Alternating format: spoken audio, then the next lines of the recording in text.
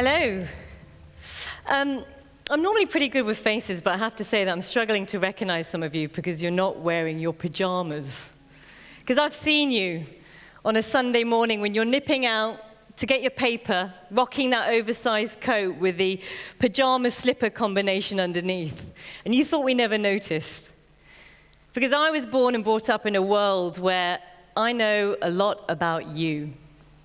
Whether you're gay, you're straight, you vote Tory or Labour, you've got financial problems, or you're a multi-millionaire. Because from the age of about 4, I was given a front row seat, a very privileged position, to understanding everything that was going on around me.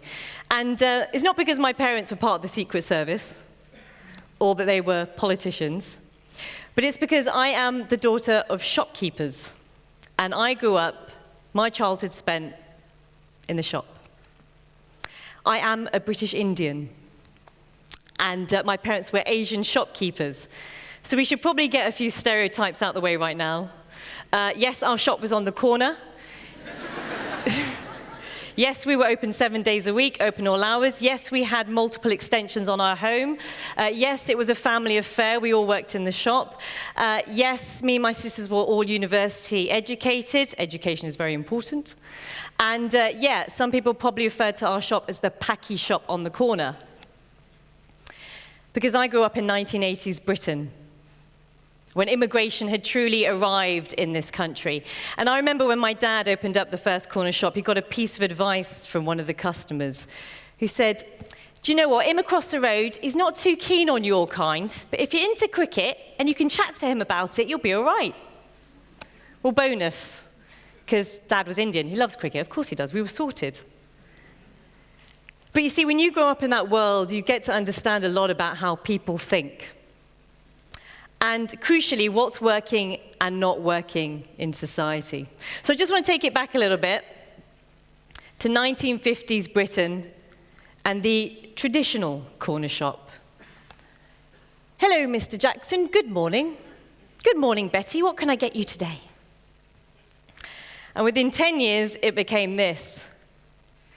What the hell happened to Mr. Jackson? Mr. Jackson has turned into Mr. Patel and his family. Because you see, in the 1960s, 75,000 immigrants from Commonwealth countries came into the UK every single year. And my mum and dad were just 2 of them. And they were invited here, courtesy of Her Majesty's government, who were crying out for immigrants to fill a huge gap in the labour market. They needed foreign workers to fill the factory jobs. And the corner shop, well, it offered a bit of a lifeline to immigrants like my mum and dad, in the same way that it does today for Polish shopkeepers or the Vietnamese family that are opening up a nail bar down your road. Because when there is job discrimination or lack of opportunity, just work for yourself, why not? Take on a shop. You don't need to prove much other than your willingness to work hard. And you see, the great architectural minds of post-war Britain, they created these rows and rows of terraced houses, and they put a shop on every single corner, up and down the country. So when the Asians came in and took it on, boom, that was it. Forced integration, whether you liked it or not. And when Mum and Dad and thousands of others like them decided to call Britain home in the 1960s, well, it was predominantly a very white landscape. There was no Curry Mile in Manchester, or Brick Lane like we know it today. There was no Little India of Southall. They looked different. They spoke differently. They wore different clothes. They ate different foods, onion bhajis, green chilies, chicken vindaloo. Actually, not vindaloo, that was created for the British palate, not an authentic Indian dish. But that invite, that call for foreign workers proved to be very popular indeed, and the numbers started coming in. And as the numbers started to rise, well, the authorities got very uncomfortable about it, and fear had set in about immigration. Leicester City Council felt the fear. They felt the fear so much they took out this ad, one-page ad in the Ugandan press in 1972, warning the Asians not to come to Leicester because Leicester was full. And at the time, the Ugandan dictator Idi Amin was getting rid of all the Asians in the country. And yeah, thousands of them did come to Britain. Thousands of them, 20,000 in fact, did go to Leicester. But by no means was Leicester full up. And this is what I call Britain's love-hate relationship with immigration. Because you see, once upon a time, we were all very much in love. 1983. Labour says he's black. The Tories say he's British. Vote Conservative. Party political campaign for the Conservative Party. And there's a couple of sentences in this ad where it says the Conservatives don't see blacks, they don't see whites, they see everyone as equals. I mean, how lovely, how rosy, all very much in love with the idea of immigration. Maybe not. Maybe not if we just go back 2 decades. Same political party, different ad campaign. This was a Tory leaflet that was distributed in Lambeth in South London. If you desire a coloured for your neighbour, vote Labour. If you are already burdened with one, vote Tory. Yeah. It's fair to say the relationship was probably a little bit sour at this point. Not a lot of love going on. But you see, the thing is, politicians, they've always had this dodgy affair with immigration. It's a bit like the long engagement where, you know, it goes on and on and on, but nobody's willing to set a wedding date and to actually commit. But they got it.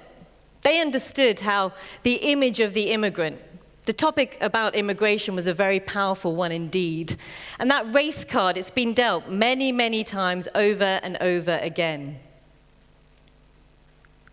Margaret Thatcher and I, we've got a lot in common. We do. We are both the daughters of shopkeepers. She helped out as a child in her father's greengrocer in Grantham, stacking the fruit and veg. I did the pedigree chums and the loo rolls in our shop in Reading. And she got it. She understood how the image of the Asian shopkeeper could be used very, very effectively to promote Tory values. You know, that work ethic, the hard work, those entrepreneurial skills. But that game was a very dangerous one to play. Because in the 1980s, Britain was going through a very deep recession. And while some politicians may have loved the idea of the Asian shopkeeper, the rest of the country didn't quite agree. There's nothing worse than being told about the foreigners doing well when you're struggling. Attacks against Asian shopkeepers doubled in 3 years in the early part of the 1980s. And racial tensions and social divisions, they were at an all-time high. And they spilled over into the now infamous race riots of the 1980s. Many of you here in London might remember them as the Brixton riots. Britain was at breaking point. The politicians told us that. The media told us that. The customers coming into our shop, they talk about it. Do you know what it is? It's these bloody immigrants. They're coming here and they're taking our jobs. And as a child, I'd sit on the shop counter, stuffing my face full of sweets, listening to these kind of conversations. And I have to say, it was a brilliant training ground for my job, my career now as a journalist for the BBC. And last year, I was given the task of covering the EU referendum result in June. And I went up to Newcastle, which turned out to be one of the first places to declare a result about whether or not they wanted to leave or remain as part of the European Union. And, you know, I followed the debate very closely indeed. And I have to say that it was very clear how quickly it was becoming about immigration. British jobs for British people. The immigrant, putting a strain on the NHS. And here we were again. Breaking point. UK Independence Party ad campaign 2016, UKIP. And, you know, I went back to the newsroom and I heard all these conversations and you see all the copy coming in and you'd write the headlines. And I remember sitting there getting flashbacks to being a 6-year-old child, listening to what was said at that time on the shop floor. Or perhaps it was my dad getting flashbacks to what was said about him when he arrived on a plane from Delhi to Heathrow Airport in 1964. I mean, was this relationship ever really about true love? Well, apparently yes. When Royal Britannia needed immigration, it was crying out for the foreign workers to do the jobs here. Apparently, yes. When Margaret Thatcher hailed the Asian shopkeeper as a custodian of Tory values. Apparently, yes. When immigration became the political weapon of choice during the EU referendum. And apparently, yes, when you need your emergency bag of sugar and you nip down the road to the corner shop that's open all hours to be served by the Afghan shopkeeper. So next time you walk into a corner shop that resembles my childhood home that's dotted up and down the country, just take a few minutes before you pay for your box of cigarettes or your newspaper. Because you might be standing in the queue with a Polish builder about to be served by a Sri Lankan shopkeeper, and a bit of banter breaks out. And I can guarantee you that that conversation will give Prime Minister's questions a run for its money any time of the day. Because as long as you need a pint of milk, the corner shop and immigration is here to stay in this country, Brexit or no Brexit. Oh, and by the way, to the MP that used to buy porn mags from our shop at the age of 19, hello, Mum and Dad, say hi. Thank you.